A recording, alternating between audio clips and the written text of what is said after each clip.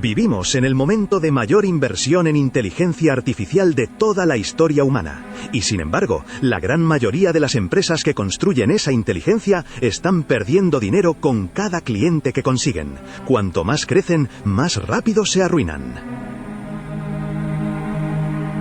Esto no es una teoría pesimista, ni una opinión contraria de algún analista amargado. Son los números reales que circulan en los informes internos de Sand Hill Road, la calle de Palo Alto donde se concentra más capital de riesgo por metro cuadrado que en ningún otro lugar del planeta. Los propios inversores saben lo que se viene, y muchos siguen invirtiendo de todas formas. Para entender por qué, tienes que comprender algo que muy pocos medios explican correctamente. El problema no es que las startups de inteligencia artificial hagan malos productos. El problema es que sus productos cuestan más fabricarlos que lo que cualquier cliente racional pagaría por ellos, y esa brecha se amplía cada vez que alguien los usa. Esto tiene un nombre técnico que los ingenieros llaman el coste de inferencia. Cada vez que tú le haces una pregunta a una herramienta de inteligencia artificial, en algún lugar del mundo hay una máquina que consume electricidad equivalente a encender docenas de bombillas durante varios segundos, solo para generar tu respuesta. Ese coste existe aunque la startup te cobre 0 euros.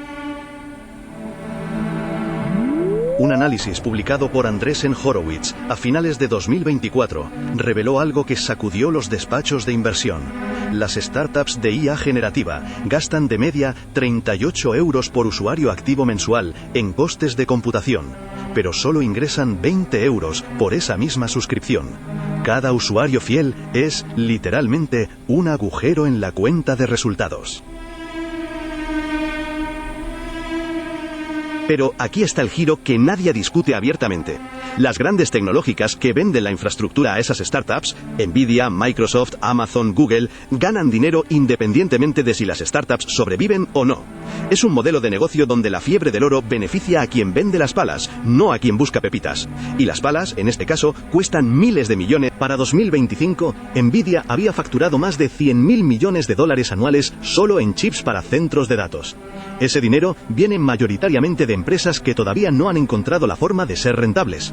No es un secreto. Jensen Huang, el consejero delegado de Nvidia, lo reconoció implícitamente en una conferencia de inversores en marzo de 2025, cuando dijo que la demanda de computación seguirá creciendo independientemente de qué empresas sobrevivieran al ciclo. Eso debería habernos dicho todo lo que necesitábamos saber. Pero hay una segunda capa en este problema que es incluso más insidiosa que los costes de computación: la ilusión de la diferenciación. La mayoría de las startups de inteligencia artificial no tienen ningún activo técnico propio que las haga únicas. Están construyendo sobre modelos fundacionales que pertenecen a OpenAI, Anthropic, Google o Meta, y eso las convierte en inquilinas, no en propietarias. Piénsalo así. Imagina que abres una cadena de restaurantes y toda tu ventaja competitiva depende de que McDonald's te venda sus recetas exclusivas a buen precio para siempre. En el momento en que McDonald's decide subir el precio de esas recetas, o peor, en el momento en que decide abrir su propio restaurante en tu misma calle, tu negocio colapsa de la noche a la mañana. Eso es exactamente lo que les ocurrió a decenas de startups cuando OpenAI lanzó funciones nativas que competían directamente con sus productos en 2024. Existe incluso un término en el ecosistema de Silicon Valley para este fenómeno. Lo llaman Getting Sherlocked, que alude al detective Sherlock Holmes resolviendo misterios antes de que nadie más pueda hacerlo. Cuando Apple, Google u OpenAI copian tu función estrella y la incluyen gratis en su plataforma, tu startup queda obsoleta en cuestión de semanas, sin importar cuántos millones hayas levantado ni cuántos años llevaras desarrollándola. Entre 2022 y hoy, más de 300 startups especializadas en herramientas de escritura asistida por IA cerraron o pivotaron radicalmente después de que ChatGPT expandiera sus capacidades. Y aquí llegamos a la parte que los inversores raramente mencionan en público: el problema de concentración. Hoy, en 2026, 4 empresas, Microsoft, Google, Amazon y Nvidia, controlan de forma efectiva toda la cadena de valor de la inteligencia artificial comercial, desde los chips hasta la nube, pasando por los modelos fundacionales. Cualquier startup que quiera competir en este espacio tiene que pagarle a alguno de estos 4 señores en algún punto de su cadena productiva. Hubo un momento muy concreto en que todo esto quedó brutalmente expuesto. El 12 de febrero de 2025, la startup de IA Stability AI que había sido valorada en $4.000 millones solo 2 años antes, presentó formalmente su reestructuración de deuda y despidió a más de la mitad de su plantilla. El fundador, Emad Mostak, ya había dimitido en 2024, dejando una empresa que en su mejor momento era considerada el contrapeso europeo a OpenAI. Se había quemado más de $300 millones en computación alquilada a Amazon Web Services sin haber construido jamás una ventaja defensiva.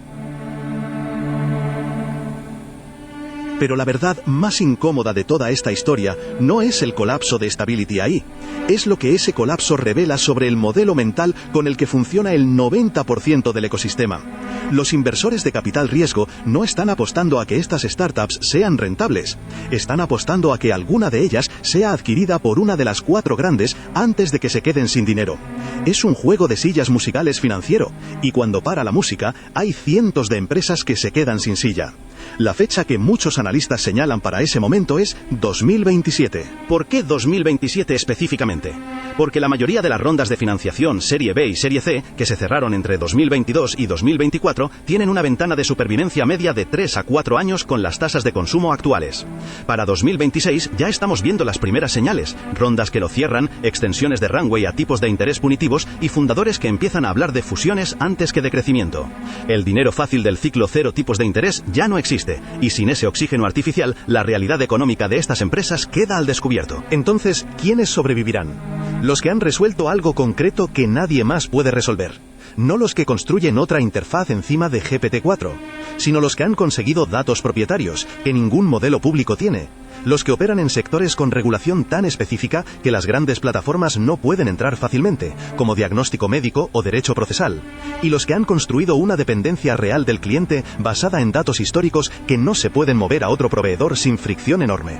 En 2026, ese criterio discrimina ferozmente entre los que tienen futuro y los que están simplemente esperando que llegue su adquisición o su final. Vivimos en una paradoja histórica. El sector que más inversión privada concentra en el planeta es también el que produce menos beneficios reales por euro invertido. No estamos ante el colapso de la inteligencia artificial como tecnología, que seguirá cambiando el mundo de formas profundas. Estamos ante el colapso inevitable de un modelo de negocio que confundió crecimiento con rentabilidad y entusiasmo colectivo con valor económico real. La pregunta que merece la pena hacerse no es si esto va a ocurrir, sino quién va a quedarse con los activos cuando ocurra, y si eso es bueno o malo para el resto de nosotros.